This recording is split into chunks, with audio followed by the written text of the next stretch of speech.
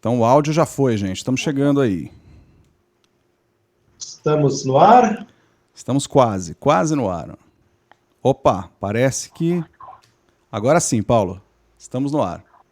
Estamos no ar. Olá! Então estamos aqui para mais uma live de sexta em que a gente debate sobre arte. Eu, Paulo Carvalho, ator e narrador de audiolivros. Temos aqui também nosso querido Fred Siqueira, nosso músico, compositor. Tudo bem, Fred? Dá um oi pro pessoal. E aí? Fala, Paulo. Tudo bem mesmo? E a Edel Vec, que também está aqui com a gente nesse nosso projeto 8. Tudo bem, Edel? Edel? Olá, Não gente, estou te tudo ouvindo. bem? Você está... Boa noite. Tá. Um pequeno atraso. Bom, então, a ideia aqui do Projeto 8 é justamente a gente ter um espaço em que a gente discute arte, buscando criar espaço de convergência artística a partir desses debates, e quem sabe não, também em realizações artísticas, né? Hoje a gente vai mostrar um pouco de mistura de artes que esses dois que eu falei fizeram juntos. Mas, além disso, hoje a gente tem a participação da Aline Buiati. Tudo bem, Aline? Tudo bom. Se apresenta aí para o pessoal. Quem é você? O que você faz? Eu sou a Aline. Eu trabalho hoje eu sou professora de artes, mas eu tenho aí eu gosto muito de escultura, tenho algumas pesquisas relacionadas à arte-terapia, essa pesquisa sobre arte, educação e psicologia, e eu acho que é isso, basicamente.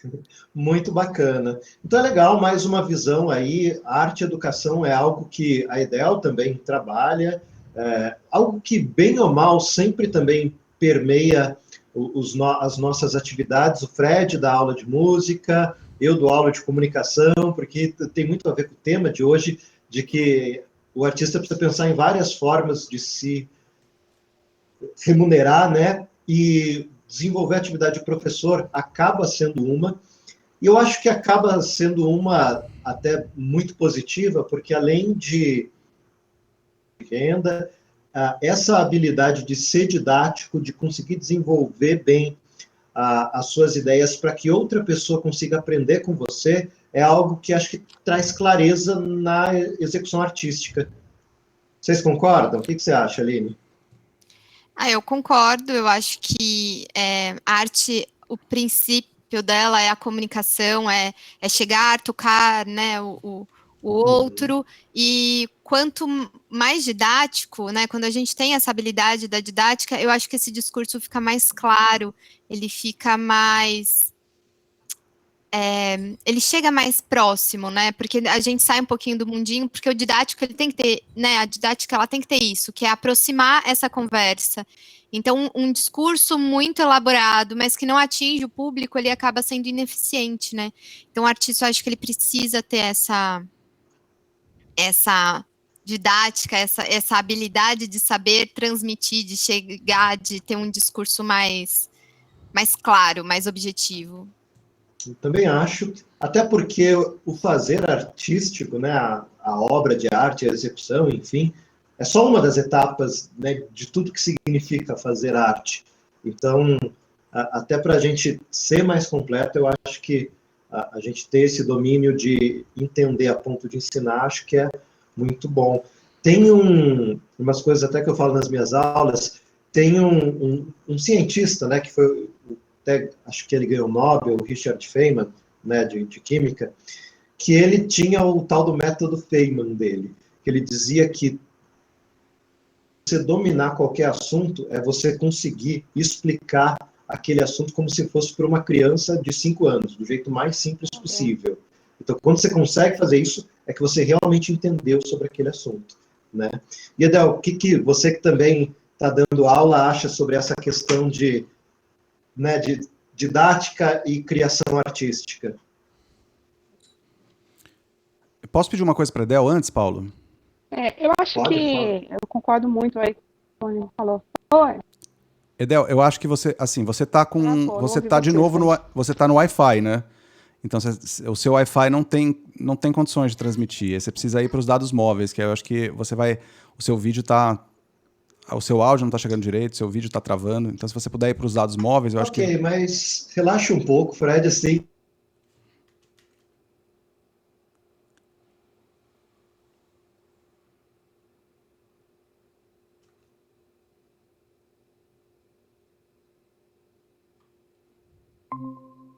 Não, calma um pouquinho, porque a gente precisa do Fred, senão não está transmitindo.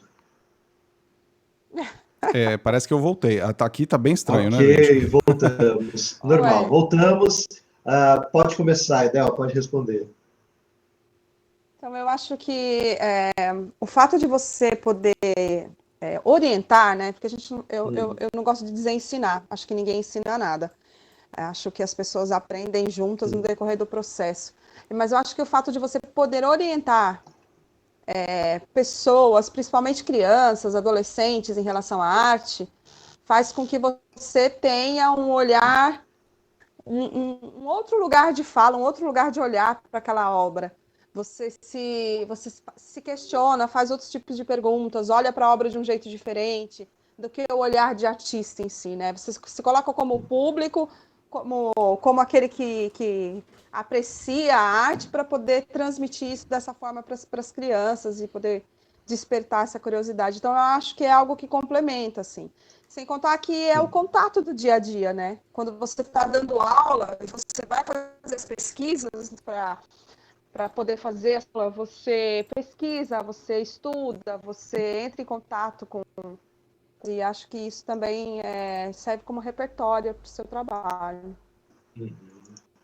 Interessante. E você, Fred, você como professor de música também, o que ensinar te ajuda no fazer? Eu acho que é essa dialética, né, bom, primeiro que eu acho que arte, educação e cultura, elas estão intrinsecamente ligadas, né? Você não tem um desenvolvimento, você não tem um desenvolvimento artístico ou uma cultura desenvolvida numa sociedade que não leva a sério a sua educação. E aí, se a gente for falar de Brasil também, né, a gente tem todas as mazelas que a gente tem em relação a isso. Para mim, sempre foi muito importante o equilíbrio entre dar aula e o fazer artístico, né? Então, eu sempre me preocupei com isso. Eu comecei, assim, em termos de trabalho, assim, eu comecei dando aula mesmo, né? Dando aula de música, aula do meu instrumento principal, que é a voz, que é o canto. E depois fui encontrando outras atividades, tal, né, dentro do mercado, no caso da música, né? Eu acho que assim, essa conexão é extremamente importante mesmo. Assim, você precisa, por meio da educação, você tem a questão da formação de público também, né? Então, eu acho que é importante para o artista, né? Ele precisa... é importante que ele tenha essa experiência de buscar ensinar, de buscar olhar para o processo de outras pessoas, né, que de repente estão começando. Isso traz uma vivência importante, até para ele depois voltar e ter mais referências e descobrir coisas dentro dele mesmo para produzir a sua arte, para ter o seu processo e, enfim, produzir seja lá o que for dentro da sua linguagem, né? Acho que é extremamente importante, sim. Isso é bem interessante, isso que você falou agora, né? Porque também dessas questões, eu acho que até aqui o nosso bate-papo, né? Que no encontro a gente se torna maior, né? E mais do que a soma das partes, o que é mais interessante ainda. E isso acontece também no encontro com alunos. Eu acho que é muito bacana essa visão, e é mais um ponto que dar aula ajuda a gente a ser o melhor artista. Mas, Aline, continuando.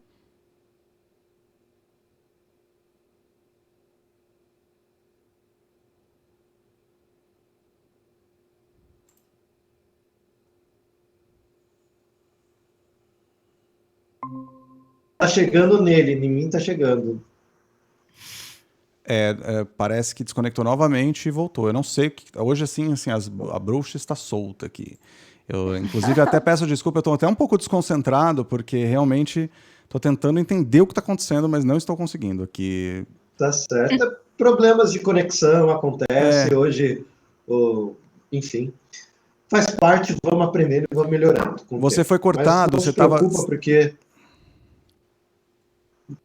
Não se preocupa porque há alguns mecanismos do próprio OBS que ele vai armazenando buffer, então depois ele transmite o que ele capta aí. Vamos lá. Bom, antes da gente entrar de vez no nosso tema, deixa eu tirar esse foto aqui com a gente. Antes da gente entrar de vez no nosso tema, Aline, fala um pouco do seu fazer artístico, porque, enfim, você falou aí sobre arte e educação, você falou também dessa pesquisa que eu estou interessado, né, de arte-terapia ou psicologia, enfim, depois você explica melhor, né, que eu acho que tem tudo a ver nessa coisa do artista ter que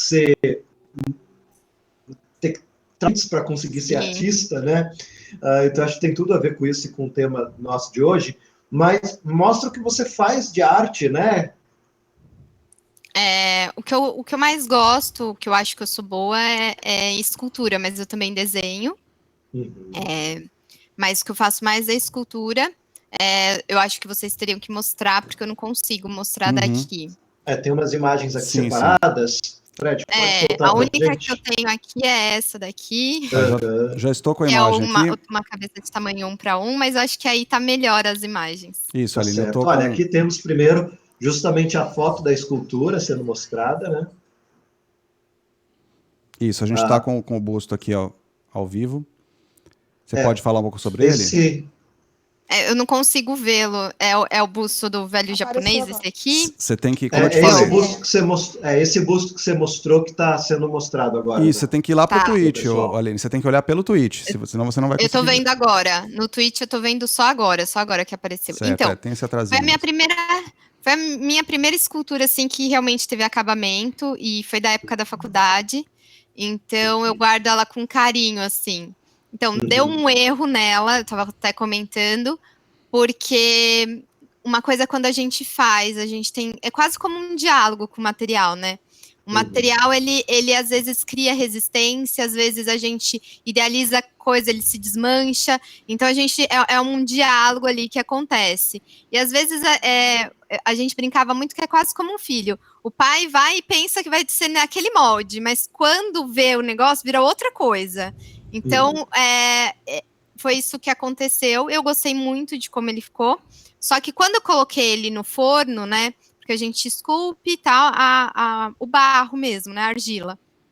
E quando vai para o forno que vira cerâmica. Aí tinha uma bolha, ou seja, eu não sovei a massa como deveria. E aí deu esse buraco aqui que eu colei. Então, na verdade, uma lembrança da faculdade, essa escultura, mas eu tenho algumas outras, poucas, mas que eu gosto, só que é complicado, né, a gente se dedicar, uma coisa que a gente gosta, outra coisa é o que a vida acontece, né, então, às vezes, exige um tempo, exige um material, exige uma série de coisas que, enquanto isso, a vida está acontecendo, a gente precisa ganhar dinheiro, né, então, eu fui para outros caminhos também. Então, quando você falou da parte da psicologia, né, da terapia, eu estava na faculdade, tinha mais ou menos 21 anos, e aí eu estava procurando estágio, e o primeiro estágio que eu consegui foi num CAPS adulto, ou seja, um Centro de Atenção Psicossocial do SUS. E lá eu comecei a trabalhar com pessoal esquizofrênico e tudo mais, e a gente começou a fazer algumas outras. Essas eu fico devendo, mas existe esse material. Não, sobre isso é muito legal.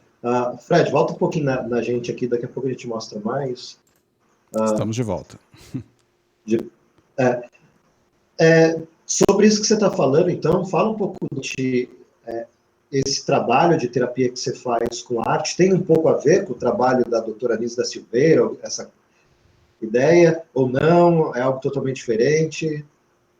Sim, a arte-terapia, ela caminha bastante com isso, esse diálogo, e através da arte, a arte ela é muito mais, como eu posso dizer, ela é muito mais fácil dos sentimentos, das expressões, elas aparecem, elas refletem muito mais no fazer artístico do que, às vezes, num diálogo. Às vezes, a gente não tem consciência de algumas coisas que habitam o inconsciente, né?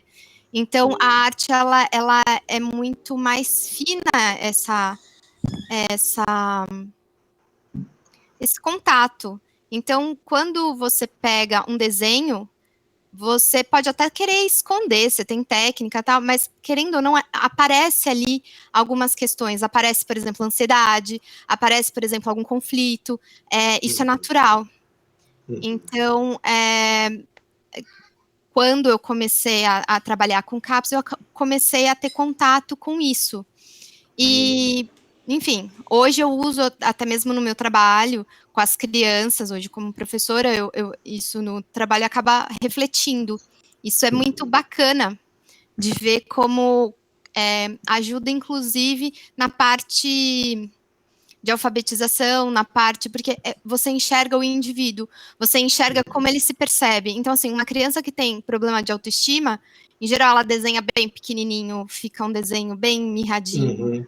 Tem o traço que mostra amadurecimento, que mostra um jeito de se perceber no mundo. Então, como ela dispõe na folha, o traço, o jeito, o gesto que ela usa, isso mostra tanto um amadurecimento na parte motora, mas na parte psicológica. Então, como ela se organiza, como ela se vê, como ela se sente. Então, isso ajuda bastante em várias questões. Eu acho que esse a essência da arte, né? Se você for pegar, quando você pega os estilos, o impressionismo, os artistas que se destacaram foram justamente esses que trouxeram essa visão muito particular, né, de mundo. Então, eu acho que, sim, é natural, é fácil ver essa... Ai, eu não sei, me fogem as palavras, desculpa. Sabe que você falou aí de impressionismo, puxando um pouco a nossa ideia aqui, né, dessa coisa de intercâmbio artístico, eu acho que um dos momentos em que a gente mais teve esses intercâmbios foi justamente, né, nas vanguardas artísticas do século XIX, né, onde veio o impressionismo, que, enfim, em literatura você tinha o simbolismo também, tinha várias coisas que se encaixam nesse lado de encontro das artes, e eu acho que é porque... Primeiro que arte é tudo a mesma coisa, né? A gente já até comentou aqui outras vezes, né? São apenas a linguagem que muda, mas é tudo expressão, né? Tudo comunicação. E é interessante a gente começar a perceber como é que essas coisas acontecem. Ao mesmo tempo, se você for ver, mais ou menos para essa época também, a linguística estava despontando também, a gente começava a entender o que é... né, que formam o símbolo, o signo, enfim, é interessante a gente perceber como as coisas se conectam, né? Estudo da semiótica aí, né? Não, e Jung também acaba estudando esses signos, né, esses arquétipos que se manifestam em todas as culturas, né, e eu acho que esse inconsciente coletivo, ele aparece, ele transborda, né, nas obras de arte. Acho que dá pano para manga para a gente conversar sobre isso, porque faz parte, a arte, ela é um meio de comunicação, e é o meio de comunicação mais sincero, mais honesto, eu acho que a gente tem, porque as palavras a gente consegue mudar às vezes, né? A gente consegue reorganizar de um outro jeito e a gente consegue se enganar com elas, mas com desenho não, com uma pintura não, com uma música não. Então, assim, a arte, ela tá em tudo, né? É a primeira manifestação da humanidade, né? Que diferencia dos outros animais. Então, assim, antes de... Tudo bem? Desculpa, gente.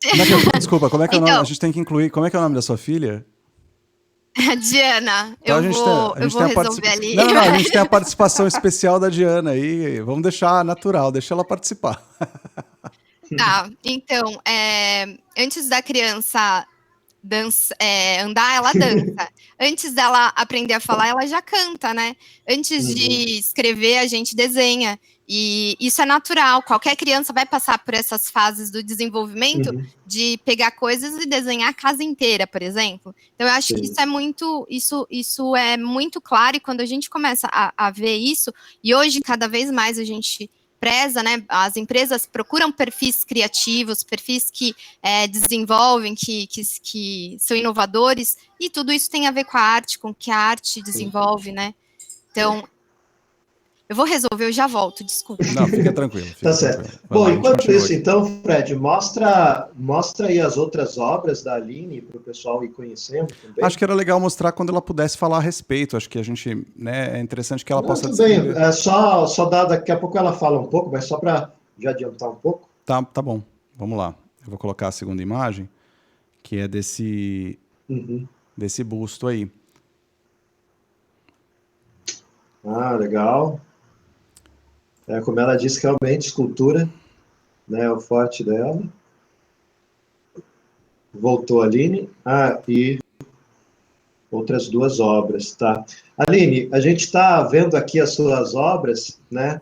A gente viu que fora, né, a escultura da cabeça, tem uma escultura, né, que tem um torso todo com um braço e um outro que são outras obras que acho que fazem mais referência até uma escultura mais clássica, né? Que você tem a dizer sobre essas criações? Então, eu fiz um curso de animação em 3D alguns anos atrás, na época da faculdade, e na verdade a gente, nesse curso, se desenvolvia a modelagem de personagens de animação. Então, acaba que eu fiquei muito nessa de retratar corpo. Então, eu gosto dessas esculturas que retratam bastante o corpo, né? O movimento, enfim.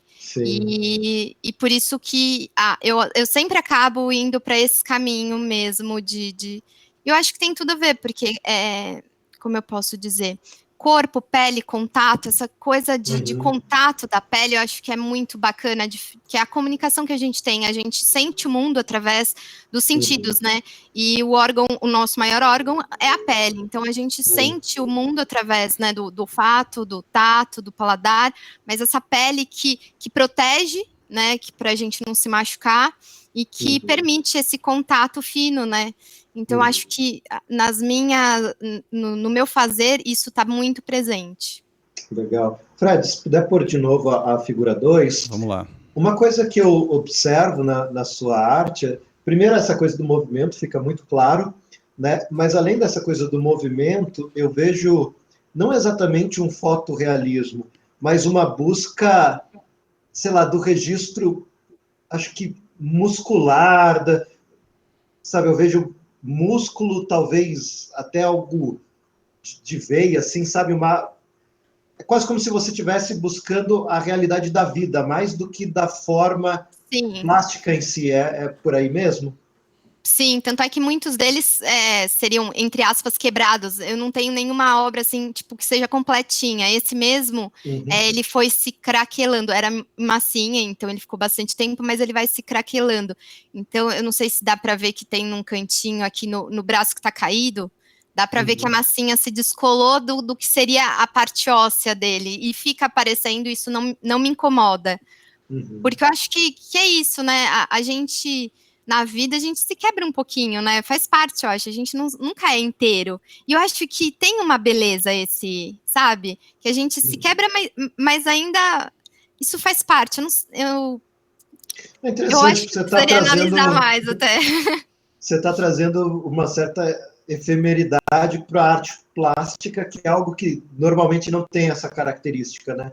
Pensando na obra como até mais do que uma obra, uma performance, né? Um ser vivo que vai se modificando ao longo do tempo, né? A gente vive uma era em que essa efemeridade, né? As coisas efêmeras, elas caíram um pouco em desuso por causa essa questão do digital, né? Isso acontece acho que com todas as artes, né? Hoje tudo é muito registrado. Então, na arte visual, tudo pode ser fotografado e obviamente que há desgaste do tempo, né?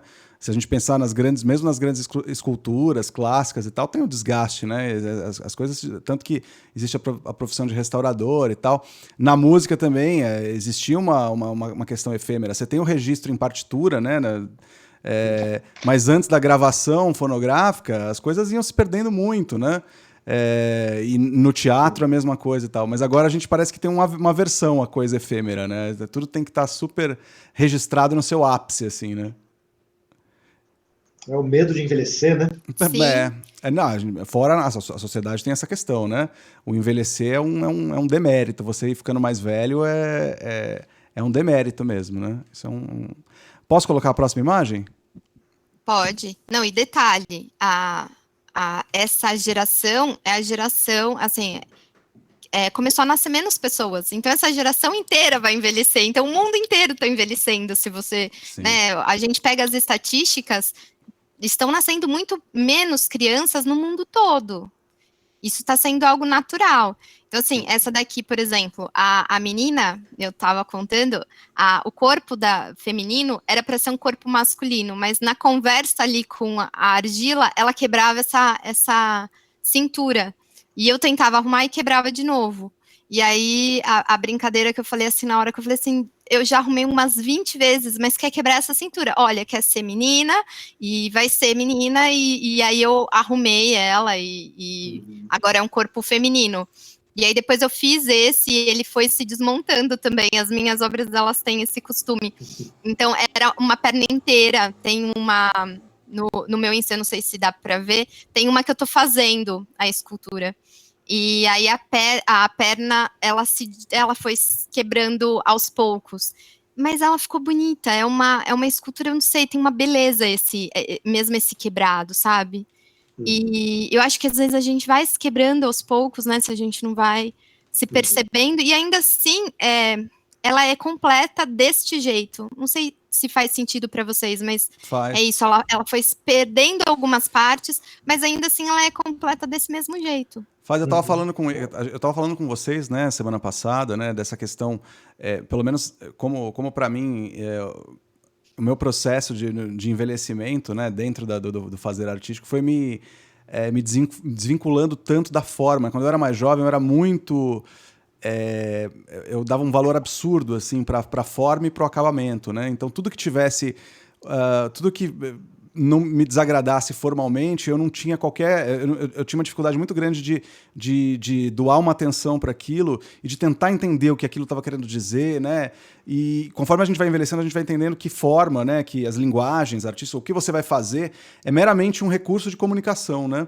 Se você consegue enxergar além da forma, além daquela casca, muitas vezes você encontra conteúdos muito profundos.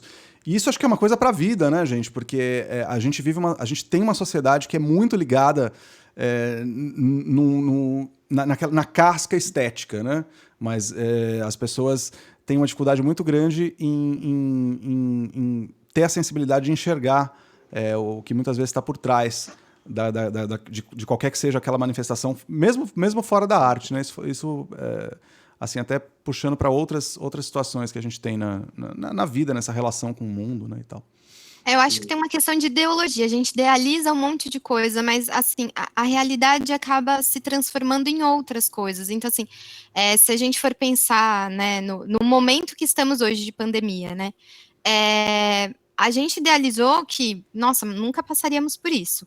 Né, tem vários filmes que falam e que teriam verdadeiros heróis, e a gente viu que foi bem diferente. Essa idealização de família, dessa coisa, né, toda certinha, e hoje, quantos casais não se divorciaram nessa pandemia, né, nesse processo da pandemia? Então, eu acho que tudo isso faz repensar como é que são esse lugar social. Será que tudo tem que ser tão engessadinho? Será que isso funciona nos dias de hoje? Porque a gente sabe que existiu durante anos, mas também será que era funcional? Será que era saudável?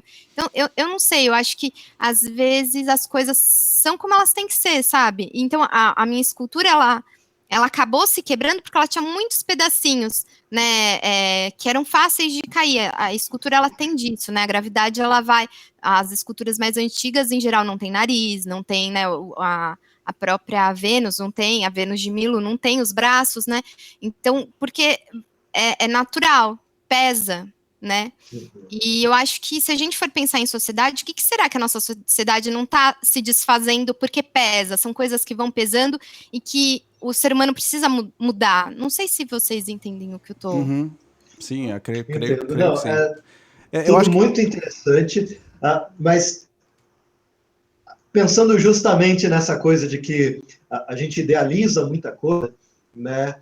A gente, quando começa, a gente idealiza uma carreira que é muito diferente do que a gente encontra no dia a dia, no fazer, no batalhar do dia a dia.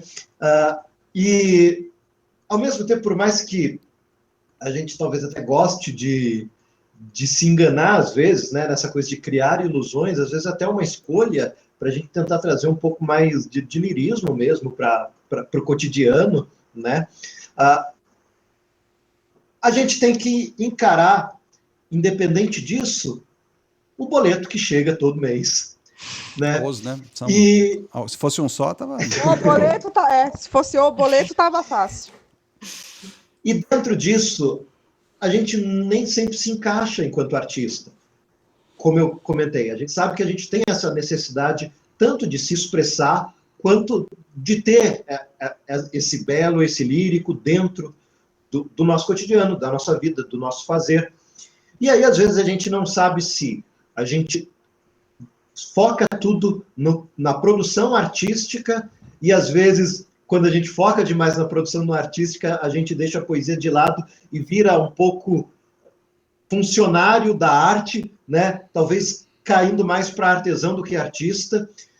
Por um outro lado, há a opção também de não vou me preocupar com dinheiro, vou fazer minha arte, mas aí eu tenho que ter toda uma vida para financiar a arte, né? E às vezes a gente pensa, pô, estou pagando para trabalhar, para fazer o que eu faço de melhor, eu pago quando eu deveria ser recompensado por isso, e aí a gente sente que não é valorizado como deveria. Então, são pontos que eu acho que todo artista, em algum momento, pelo menos, passa por isso, se não a vida toda, mesmo um artista que seja considerado o mais bem-sucedido, você vai ver que ele vai ter que balançar sobre, desde, sei lá, a expectativa do que ele já construiu, né, sobre o que ele realmente quer dizer naquele momento, enfim, nem sempre a gente pode ser a metamorfose ambulante que o Raul disse, às vezes a gente também tem que dialogar com o legado do que já foi feito, enfim.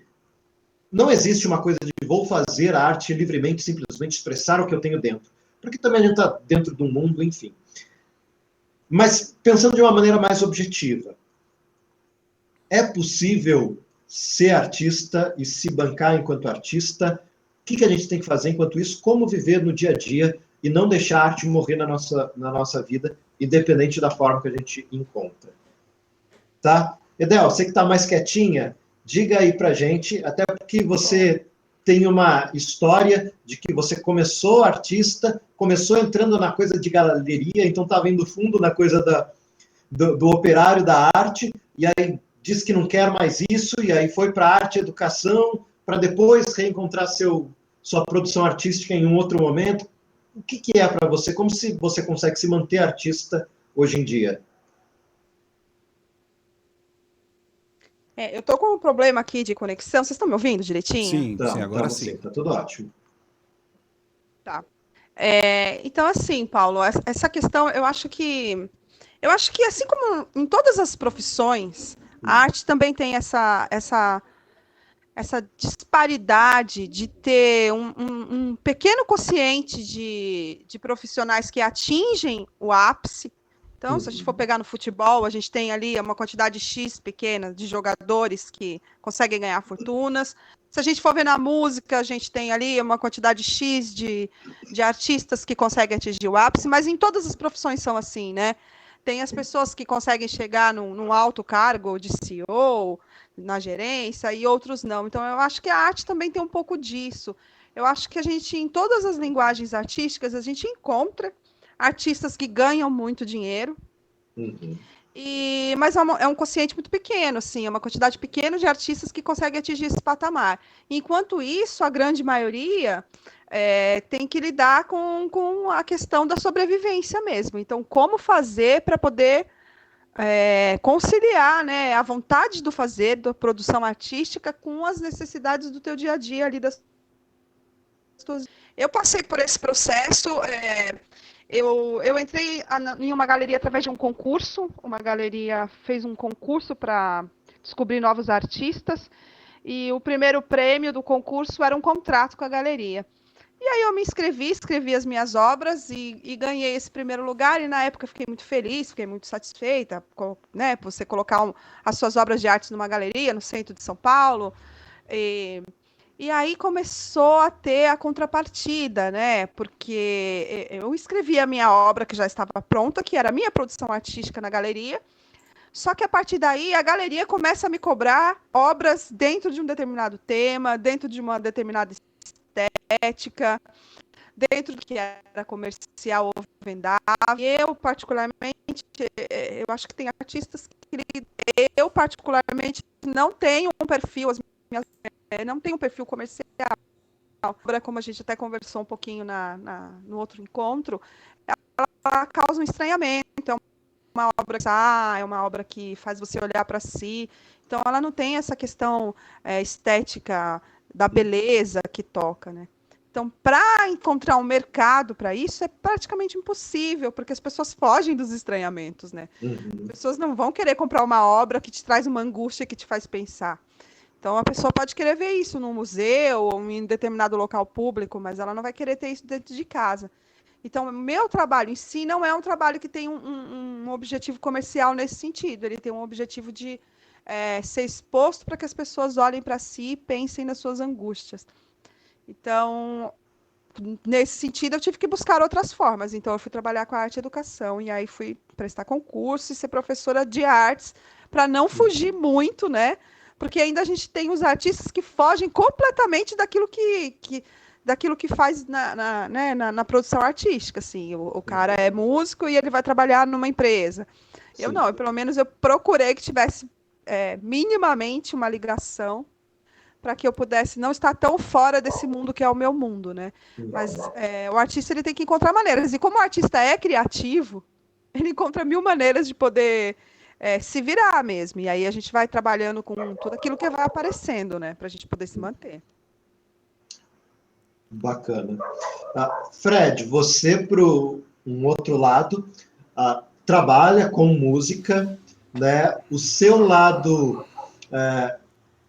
mais autoral acaba sempre ficando em segundo plano, porque você tem que pagar as contas e o que paga as contas nem sempre é o que a gente quer fazer.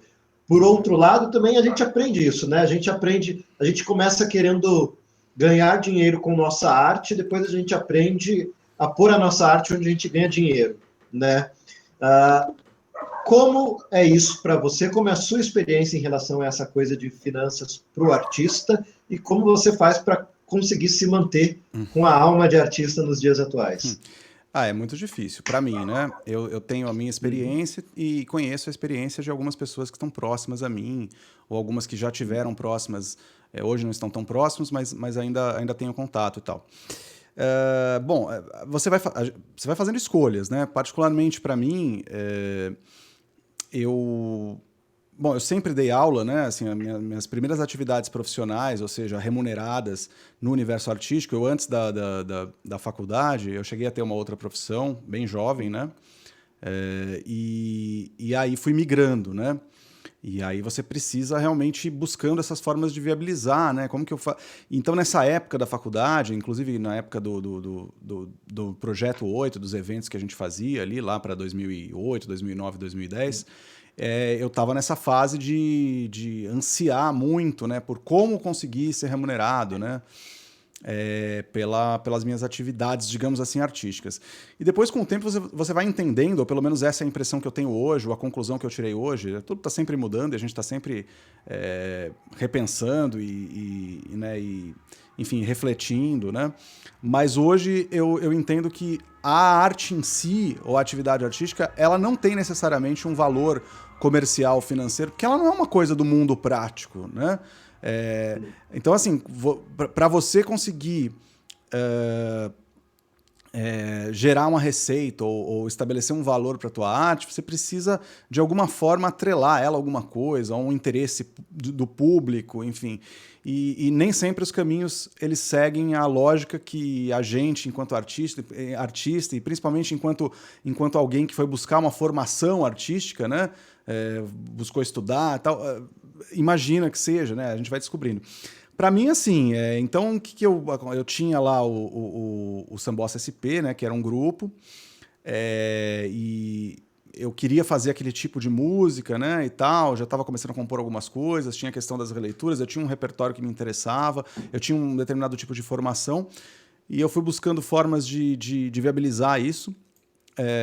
Enquanto isso, eu sempre dei aulas, né, então, em vários momentos da minha vida, eu acabava sobrevivendo por meio das minhas aulas, né? Cheguei também, como o Edel, a passar 6 anos dentro do ensino, né? Da sala de aula, como professor também de artes, embora a minha formação seja em outra linguagem. Até é uma experiência um pouco diferente, né? Porque ainda se espera muito o artista visual dentro dessa atividade, né? De sala de aula, e quando você não você é músico, gera sempre essa necessidade de adaptação, de explicação e tal. Então teve esse aspecto, e depois, por caminhos da vida, eu comecei a fazer produção musical, ou seja, caiu um trabalho desses no meu colo, né? E aí, enfim, iniciei assim por oportunidade, por necessidade, comecei a produzir música de outras pessoas, né? Por demanda mesmo. Então, as pessoas me procuravam, tenho aqui uma composição, aí comecei a fazer arranjo e comecei a entrar em contato com outros músicos para gravar esses arranjos e desenvolver a parte também de instrumentação. Eu sou cantor de formação, mas comecei a desenvolver mais dentro dos instrumentos e tal, para poder também atender essa demanda de trabalho, que era gravar música de outras pessoas e tal. E, enfim, depois acabei montando minha escola de música, meu estúdio. Tive esse período na minha vida que eu virei meio que um proto-empresário, digamos assim, né? Também descobri que isso não era para mim. Enfim, são tantos processos, porque, na verdade, a gente vai se acotovelando, né? O nosso objetivo, a nossa intenção primeiro, por meio da linguagem que a gente escolheu e que a gente ama, porque a gente ama fruir nessa linguagem, ou seja, né, a gente ama fazer, no meu caso é a música, então eu amo tocar, amo cantar, amo estar nesse universo. Então, por meio desse universo, a gente fica tentando descobrir as formas de comunicar aquilo que a gente anseia comunicar, né? Mas, assim, você vai vendo que essa equalização é muito difícil, né? Esse equalizar essa coisa assim do sobreviver, do buscar formas de remunerar o seu tempo e ao mesmo tempo fazer a arte que você quer, é algo difícil mesmo, né? Às vezes não é realmente, não é todo mundo que vai conseguir mesmo. E aí eu fui buscando formas, depois eu acabei descobrindo, assim, também por acaso, por estar dentro do meio musical, você vai... você tem a banda lá, o Sambossa, mas você não faz um outro repertório? Falo, não, mas você não quer montar um negócio que eu preciso? Tá, podemos tentar. Aí você monta e começa a fazer, e aí eu acabei entrando em outro mercado, que é o mercado de música para eventos, e aí, assim, é outra ideia, né? Outras experiências também muito interessantes também. Eu acabei montando vários grupos de vários repertórios, e aí você vai formatando alguns produtos. E é interessante porque, assim, quando eu tentava vender e vendia o meu trabalho, digamos assim, mais artístico, ou o trabalho que eu tinha como uma coisa mais importante para mim, digamos assim, que era uma expressão mais genuína daquilo que eu queria dizer e tal, é mais difícil vender porque existe um valor ali emocional, né? Um valor afetivo àquele trabalho. Então, quando você vai fazer a venda... não tem cachê, ou o cachê é baixo, ou na verdade a gente não vai te pagar nada. Você vai aceitando muitas coisas. A gente teve a fase dos editais. Entre 2011 e 2015, o meu grupo acabou tendo sorte, né? Na verdade, inclusive por ajuda até da própria Edel, a gente começou ali no Céus, lembra, Edel? Seu som não tá aí, mas... Eu lembro desse processo, que a maioria dos artistas passam por isso, né? De buscar... A gente ainda tinha esse fomento aí né, que vinha do governo, a gente tinha essa possibilidade dos editais através do PROAC, PROARTE, mas a verba para esses projetos foram diminuindo cada vez mais, né? E esses projetos estão cada vez mais escassos. Está bem mais difícil. Então eu comecei lá no CELS, né? Foi um espaço muito importante para o desenvolvimento desse trabalho, porque eu consegui profissionalizar esse meu trabalho, o Sambossa SP, né? Um grupo que eu tive durante 10 anos, ele passou por 3 formações, então a última formação, que é a que durou mais, né? Que foi com Daniel Simon, Wilker Zambuja, teve outros músicos que passaram, o Ricardinho Paraíso, tal, Daniel Cancelo, alguns músicos que passaram pelo grupo. E aí a gente teve uma fase que estava funcionando bem. Então, assim, é difícil. Assim, não é que eu conseguia viver estritamente disso, mas a remuneração veio de uma forma que era possível se dedicar ao trabalho, que era possível fazer o trabalho, era possível que as pessoas tivessem um compromisso de ensaios semanais, às vezes mais de uma vez por semana. A gente tinha uma agenda e tal. Então, isso aconteceu por um período. E depois começou a ficar mais difícil, porque as verbas começaram a diminuir, às vezes você também perde um pouco a mão para edital, né? Você começa... acho que não sei o que acontece, né? A verba diminui, mas você também começa a perder...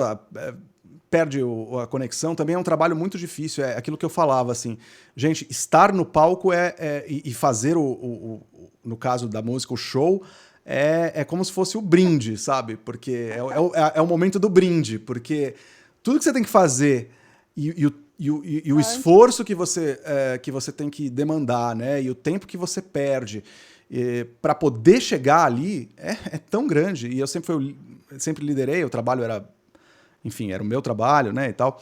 Então, era muito difícil.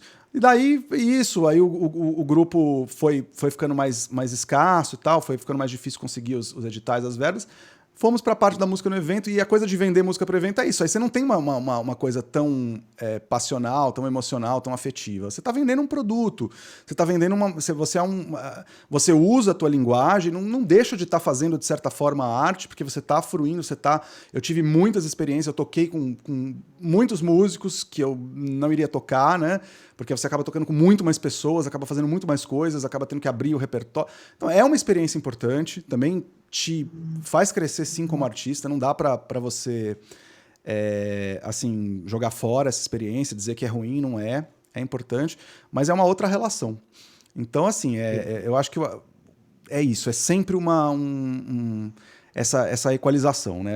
E como você disse, também tive alunos aí que tinham outras profissões, ou seja, conseguiam ganhar a sua subsistência, ser remunerados e ter o seu dinheiro para viver e tal, com outras profissões, mas pegavam um pedaço do seu tempo e se dedicavam de verdade a um trabalho, né? Uhum. E aí a Edel caiu. Uhum. E aí acontece, a Edel caiu, acontece. E aí, assim, é muito legal, porque eu, por exemplo, tive contato com esses trabalhos também.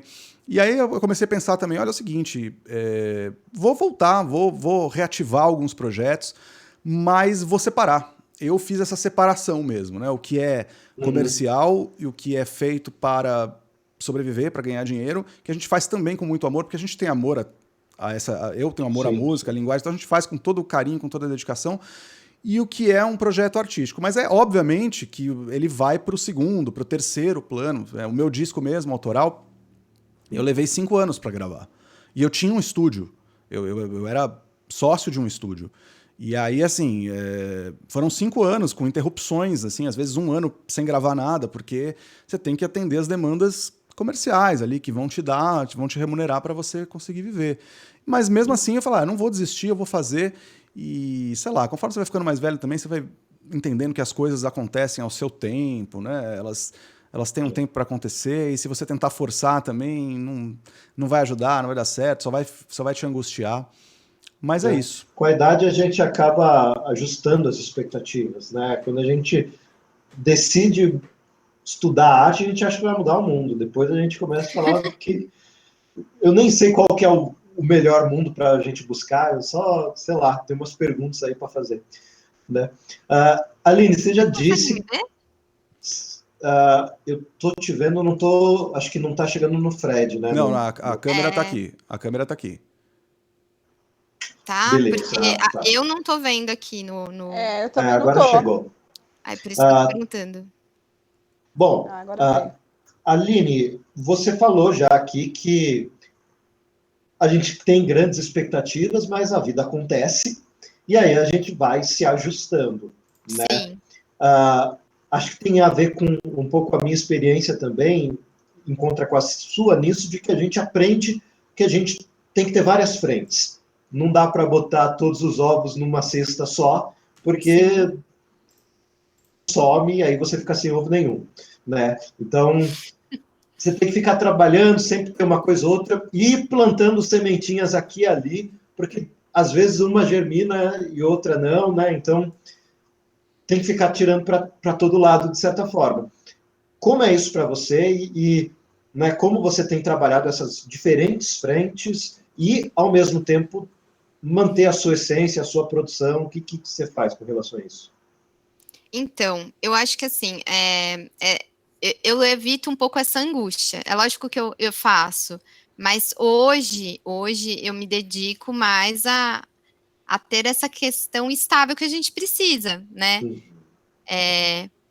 Eu já tentei bastante, eu tenho entrado em contato para fazer, por exemplo, grafite, é uma coisa que eu gosto bastante, já fiz com algumas meninas, mas assim, é secundário, hoje eu não consigo focar como eu conseguia na época da faculdade, porque era uma atenção exclusiva para isso, né? Era uma atenção que a gente tinha ali diário, mas a gente precisa realmente ganhar dinheiro, ou a gente precisa de alguém que sustente essa produção, né? Então, eu acho que é uma questão de não sofrer, de tentar conciliar com o que dá para fazer hoje, sem sofrimento. Como o Fred falou, a experiência dele, ele foi abrindo mão de várias coisas e foi tentando adequar ali o que dava, né, para se aproximar do que ele queria, do que ele gostava, mas muitas vezes ele não conseguiu. Então, eu acho que, como eu falei das minhas esculturas, né, eu vou abrindo mão desse sofrimento. Ah, tá bom, caiu, faz parte. Tá bom, dessa vez não deu, tá bom, faz parte. E vou largando esse sofrimento. Mas, assim como eu também falei, que no desenho, quando a gente quer uma coisa, querendo ou não, quando a gente pensa ou sente uma coisa, isso reflete, isso aparece, um reflexo natural. A gente não é porque a gente quer, a gente pode até tentar esconder, mas aparece. Eu acho que se você gosta de arte, se você gosta desse mundo, querendo ou não, a sua vida em algum momento ela vai cruzando, ela vai chegando nesses lugares. Mas não é tão direto como a gente gostaria, esse ideal de sair da faculdade e você um artista, tipo, não, é um trabalho, é uma conquista diária para você ter tempo, para você ter como lidar com esse material, sem sofrimento, né, porque senão a gente cai aí em outras questões, que é essa angústia do artista, essa angústia que eu hoje estou num processo de evitá-las. É saudável evitar mesmo. Não, acho saudável, que é uma lição muito importante. A gente aprender que a gente não pode ter. Não sei nem se pode ou não pode, mas assim, a gente tem que aprender a lidar que nem sempre a gente tem tudo o que a gente quer. E saber que isso é normal, é natural, eu acho que é até um processo de amadurecimento, né? Essa coisa de ajustar expectativas, por mais que a gente brinque, é quase como se, a gente não deu certo, então vai nisso mesmo, assim, a gente às vezes usa um pouco essa autoironia, né? Mas eu acho que no fundo tem um quê de amadurecimento mesmo, essa coisa, primeiro, como eu disse, a gente tem muita certeza quando é jovem, eu não acho que isso seja positivo, né? A gente aprende que ter dúvida é bom. Sim. Né? Mas a gente não pensa isso. Desculpa, Paula. Diga, Fred. Não, desculpa. Pode falar. A gente não... não passa isso pela cabeça de vocês? Se eu tivesse a consciência, ou a experiência, ou a mente que eu tenho hoje, se eu pudesse voltar uns 20 anos e colocar essa consciência ali, nossa, seria fantástico, o caminho seria mais fácil. Eu acho que não sei se todo ser humano, mas acho que muita gente pensa isso, né? A juventude tem essa... a gente tem essa energia, o que é muito bom, e a gente acaba realizando muitas coisas. A gente se enfiou em tanta fria, né, gente?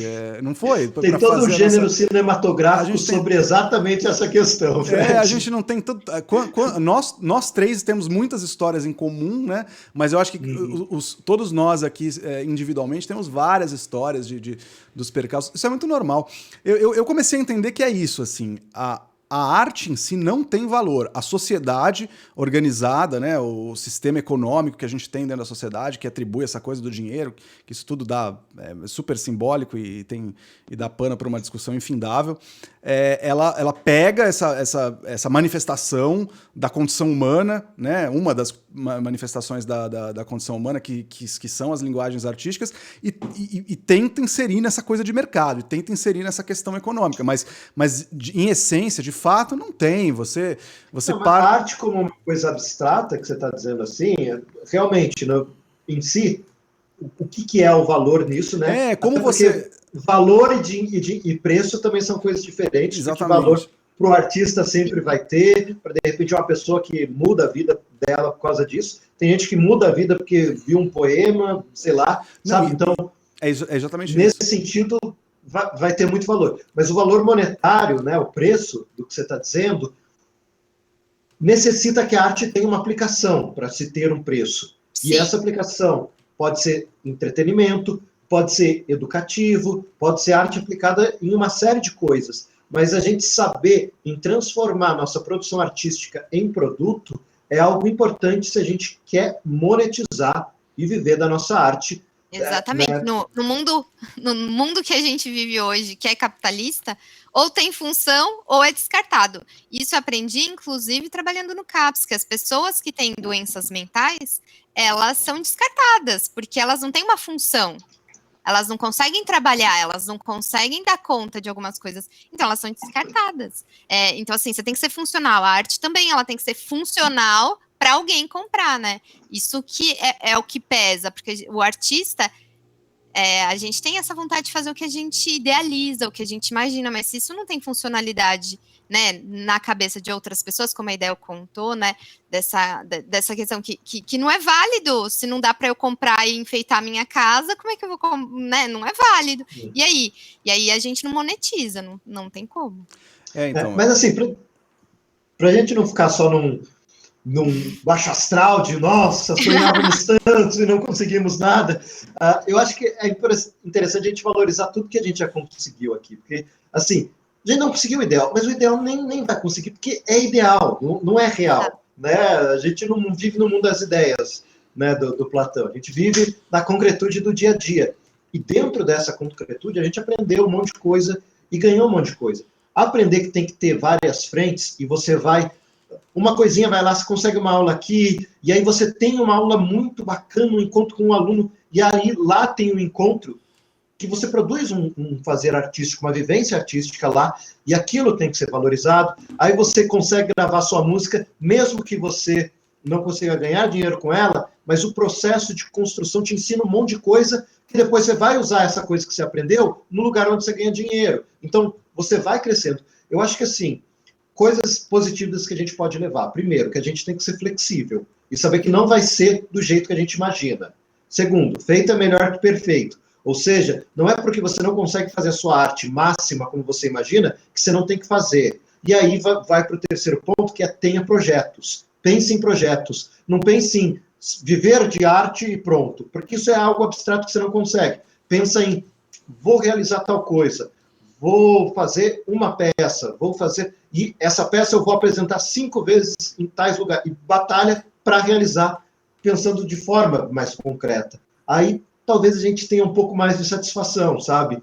E realize coisas. Mas, assim, a gente, mesmo quando a gente não tem essa clareza, a gente vê que todo mundo aqui realizou muita coisa, sabe? E a gente tem que valorizar isso também. Mas é o lance, na verdade, assim, para muita gente, né, para muitos artistas, essa relação com o mundo prático, digamos assim, é uma construção também, né? Porque para você se envolver em linguagens artísticas, Normalmente seu perfil é um pouco diferente, né? Você é inconformado, você não tem... eu tenho amigos de infância, por exemplo, que a vida... se você analisar a vida pega um amigo meu, aí você analisar a vida dele, é uma vida super retilínea, de construção de coisas assim, comprar uma casa, comprar um carro, comprar uma casa na praia, comprar um apartamento para alugar, comprar...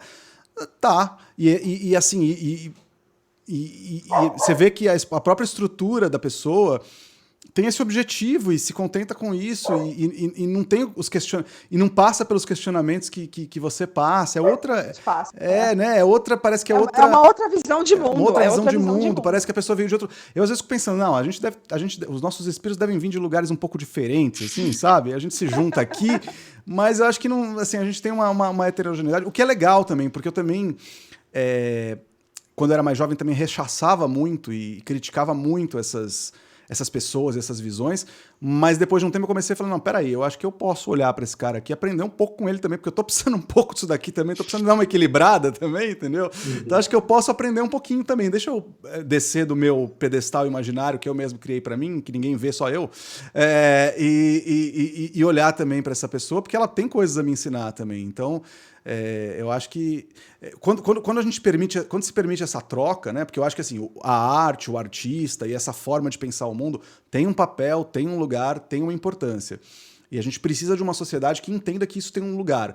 Mas a praticidade também é importante, porque também você não vai ter um mundo organizado que, né, simplesmente deitando na rede, filosofando, fazendo música, fazendo escultura e fazendo teatro. Não, você precisa de outras coisas dentro da sociedade, né? Mas é preciso que a gente tenha essa conversa aí, né? E essa valorização do ser um do outro, né? Dessa diferença entre o ser, a gente precisa valorizar Fred, mas dentro disso que você falou, eu achei importante você dizer que assim, que com o tempo você aprende a valorizar também o que o outro tem a dizer e buscar uma troca.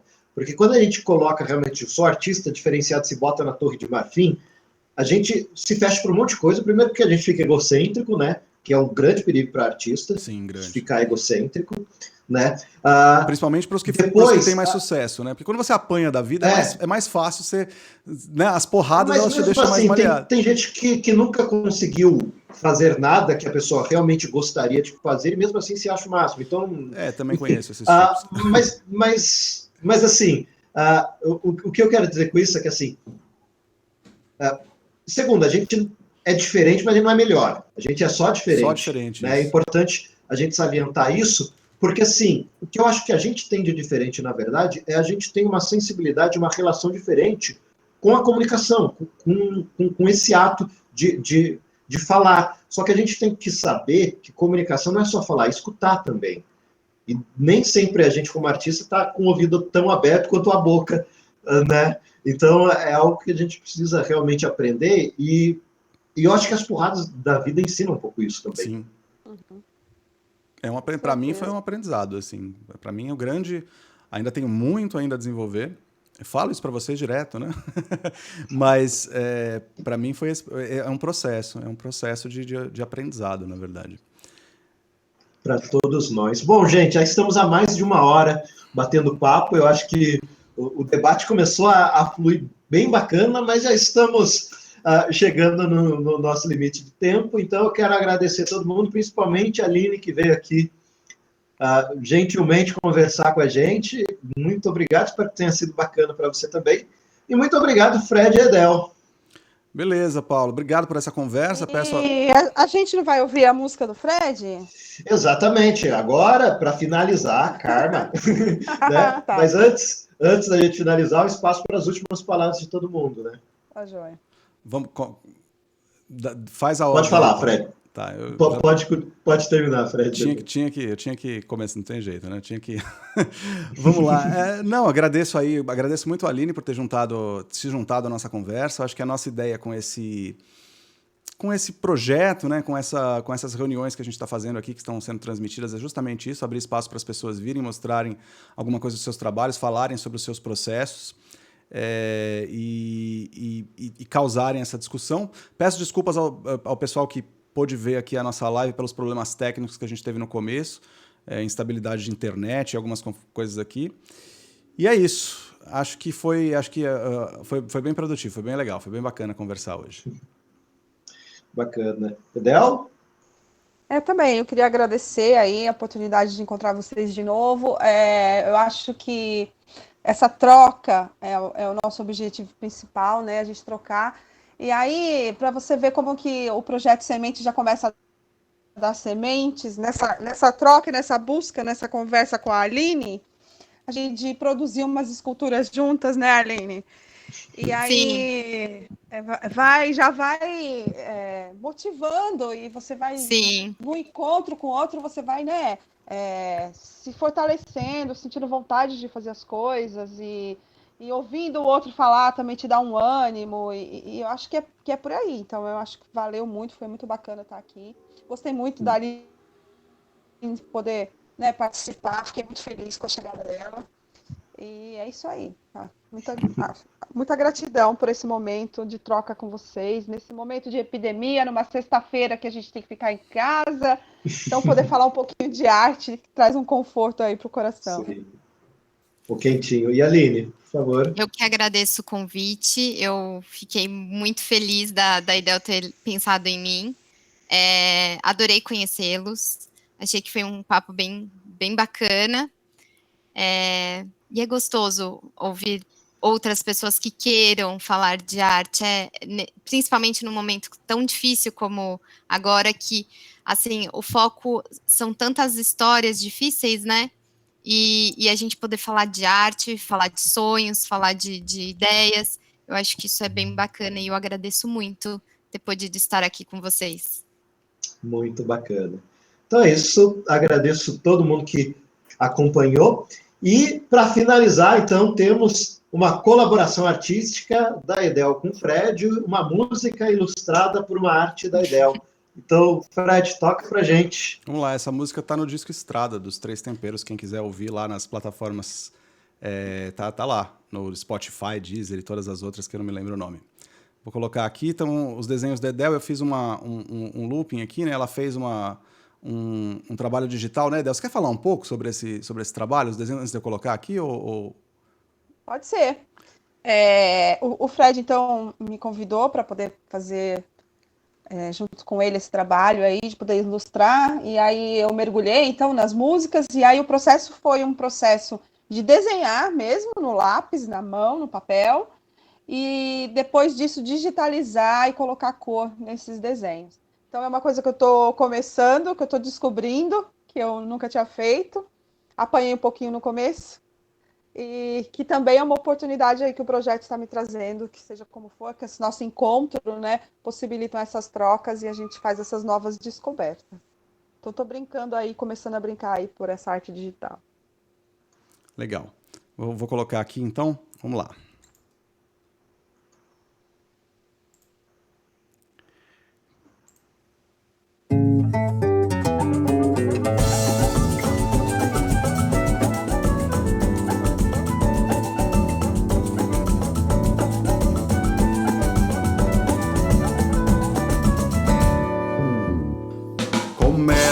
Me apresso, tropeço, me estrepo, lhe peço uma mão pra levantar. Eu sou assim, nem não, nem sim. Levanto, me canso, não ganho, sou quase arranho, mas não vou me esquecer. Eu vou fazer, por isso eu vim. Vou me cansar, me forçar a esquecer.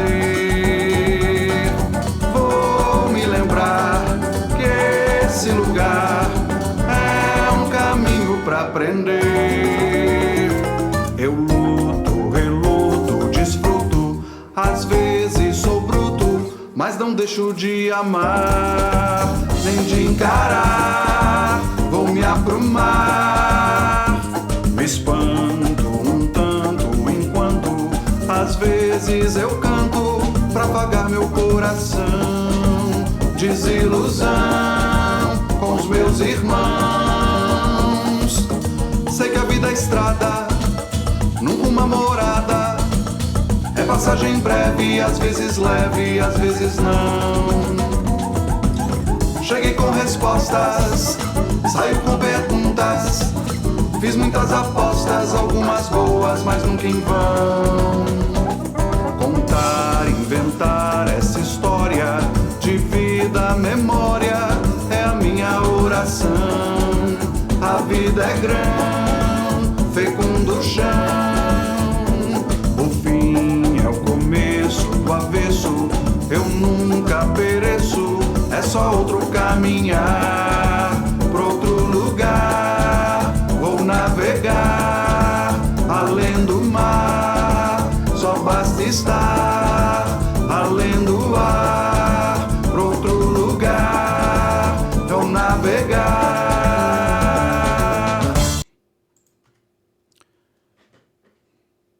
Isso aí.